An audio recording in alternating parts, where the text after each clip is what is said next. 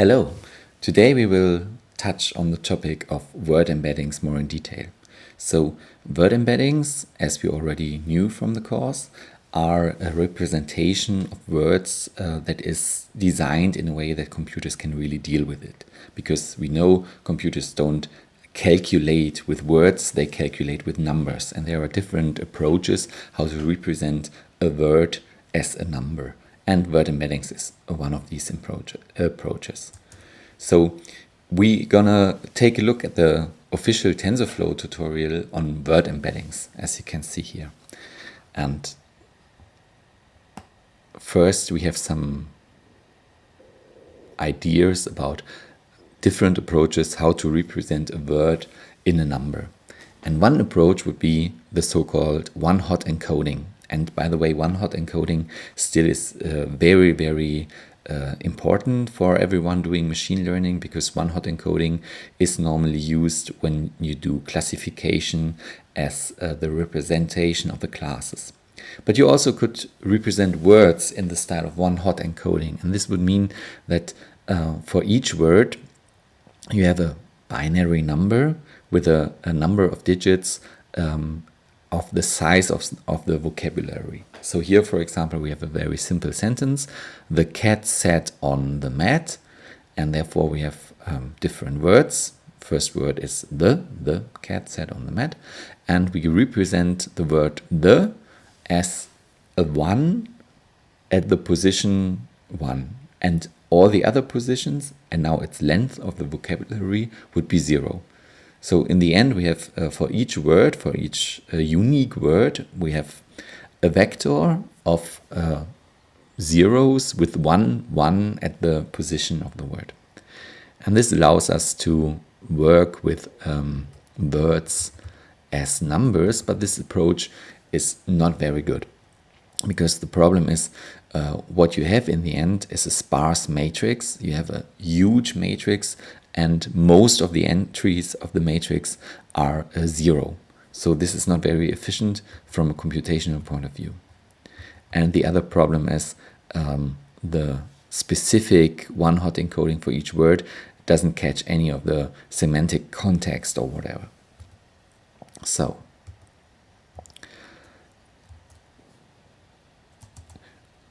what different approach would there be as well?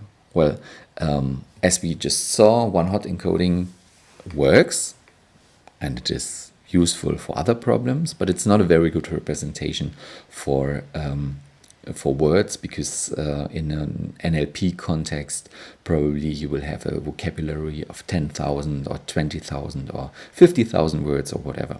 By the way, the length of the vocabulary follows a zip law, and this is quite interesting. So you could look this up and get more ideas about the theoretical concepts of natural language processing. So what we have is normally a zip distribution. Let's see another approach. Very common approach is just to take a unique continuous number for a word. So, for example, we could say the word cat gets the number 1, the word mat gets the number 2, and so on and so on. And in the end, our sentence, the cat sat on the mat, would be a very dense vector, like a vector of 5, 1, 4, 3, 5, 2, and so on. This is very efficient from a computational point of view, because now every position in the vector has a meaning. So it's not a sparse matrix that we get in the end. But on the other hand, we still have the problem that these numbers are arbitrary and they don't give us any ideas about the semantic context. So word embeddings, there the idea is we have a fixed number of dimensions and we decide how big this number of dimensions should be. And for each word, we find a continuous, not an integer number, but a continuous number for each vector load to represent this word, as you can see in this example. So now the idea of this is that we find something like a way in between one hot encoding and the integer representation. Because what we want to do is we want to have a dense matrix and a dense vector for each word. And the next thing that is added on top is we really try to have some context-specific meaning of all the entries in the vectors. And we will see how this works. So first of all, we have to think about what an embedding in TensorFlow really is. And as you can see here in the code, first normal stuff, import TensorFlow and so on. Of course, we use Keras and the Keras layers because there's already a predefined embedding layer in Keras. And what this embedding layer does is it's something like a lookup table where for each word in the layer you can then find the corresponding vector of it. And this is what you see here in the code. The very important thing about this is if you think about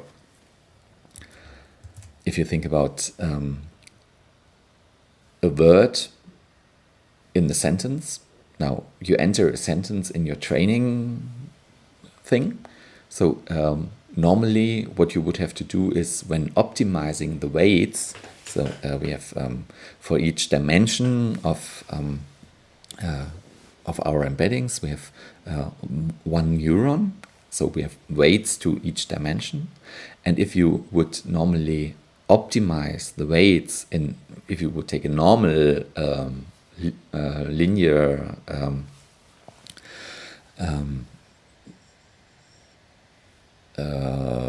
a layer, normal linear layer, and would just train this would mean that with every word you would train the weights for all the other words as well. And this is not what we want, and it would be very computationally extensive. So the embedding layer is a lookup table where each word is connected to all the neurons, number of dimensions of the embeddings, but you only train with one word these weights and not the weights of all the other words. So let's have a look at the code here. In this example, for example, we have we create embeddings with 5 dimensions. And as always, it's very important to take a close look to the tensor shapes, because otherwise your tensors won't fit together and you won't be able to build the model in the end. So there are different approaches in word embeddings. And what we see here is we want to learn the embeddings from scratch. In general, there are more or less 2 different approaches. One is to use pre-trained embeddings, and this can be very interesting because there are ways, and we will touch this later, to train embeddings in a way that the semantic context is captured. Or you can train embeddings from scratch, and this is sometimes very, very good idea. It depends on the task that you're doing. And in this tutorial, it's the movie reviews database again. So it's a classification problem. And in this tutorial, we now train the embeddings from scratch, and we will see what this means in a moment. So first we load our data. This is normal stuff. Split the data into train data and test data. And here comes an interesting thing. In TensorFlow, now you have already very strong encoders, and this is a subword text encoder. And the cool idea about a subword text encoder is if you have a word that is not in the vocabulary, you can perhaps break it down into subwords, and in the end, probably it's just a single character or whatever. But with this idea, you don't have the problem that you might have words in your data, new data. For example, you trained a model and now you want to apply it on new data, and there could be words that are not in the vocabulary, and this would be a problem. But a subword encoder has all the characters as a subword, so in the end, if the word that is in your text is not presented in the vocabulary, it will be broken down into single characters or subwords, like parts of words. And so the advantage is this helps you that you can run the model on any text without caring about is the word in the vocabulary or not. The disadvantage is that, of course, in training these subwords, you will give different contexts and therefore different meanings to all the subwords, because the subword could be part of different words. So you lose a little bit of accuracy, but you gain a lot of usability for these models. And now we just create a very simple model. It's just, as you can see here, we have an embedding layer with 16 dimensions, and then we just take a pooling layer and one dense layer and another dense layer, and the last dense layer, of course, is just for the classification problem in the end. So this is how our model looks like. We have in the end 130,000 trainable parameters. And as you can see, most of these parameters come from the embeddings, because there every word is connected to 16 neurons. So we have a number of words, size of vocabulary, because it's unique word, size of vocabulary by 16 is the number of parameters that is trained just for the embeddings. Okay, now we compile the model, everything is straightforward, and we save a history of the model, because later on we want to visualize and see what is happening in our training data. And this is more or less all. So here you get some ideas how to plot different aspects from the training. We will plot accuracy and the loss. And this is how it looks like. So as you can see, we have the training loss in dots and the validation loss.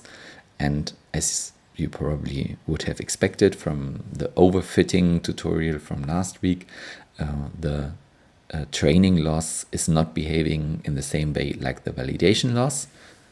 The training loss is going down. This means our model works. If the training loss would go up, we would have to change something in the model, probably the parameters of the cost function or whatever. And same is true with accuracy. So you see the accuracy in the training data is getting up with each epoch, but in the validation data we have a point where the accuracy is going down again. So this means we are already in the area of overfitting with this model.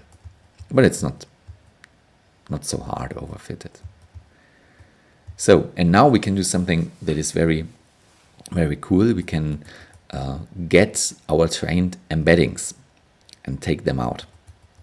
So we have a vector of our embeddings, and this is, as you can see here, dimension vocab size and embedding dimension. So we have a vocabulary of 8,185 and 16 embedding dimensions. And now we can use TensorBoard to show the embeddings in a representation. And this is done here. So we open the embedding projector. You can do this directly, or you can do this over a TensorBoard instance. And you should Google this if you need more information about this. TensorBoard is a very powerful visualization tool that has to be installed, and then you can use it to make very cool visualization of your TensorFlow models. And what we see here is now we can see all the 8,000 words, and some words are close together now. By the way, what you see here is a so-called principal component analysis presentation. This means we have a 16-dimensional vector space, but this vector space, just for visualization, is mapped into a 2-dimensional vector space. Or you could map it into a 3-dimensional vector space, then you can turn everything around in TensorBoard. But we as humans are not able to visually see more than 3 dimensions, unless you work with time or whatever. But with PCA, it's no problem to map every vector space into a 2-dimensional vector space. And so what is the meaning now of this representation? What you see is there are words that are close together, and this means they have a similar meaning. But what is the context? They have a similar meaning for our classification task now. So it does not mean the same as in other models of word embeddings, Word2Vec, like Loaf, that these words have the same semantical meaning. To be close to each other in this representation now just means that the words have the same meaning for our classification task. So if you see gorgeous and beautiful, they are very close together, and this means, for classifying if our movie review is positive or negative, these words have a very similar meaning. And that's it.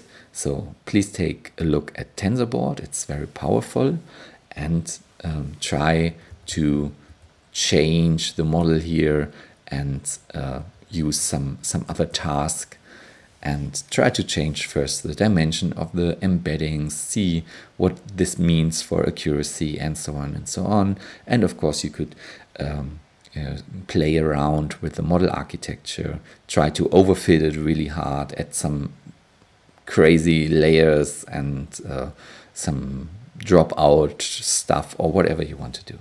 Okay, so this is what we've seen so far, and hopefully you enjoy this and you learn a lot about word embeddings.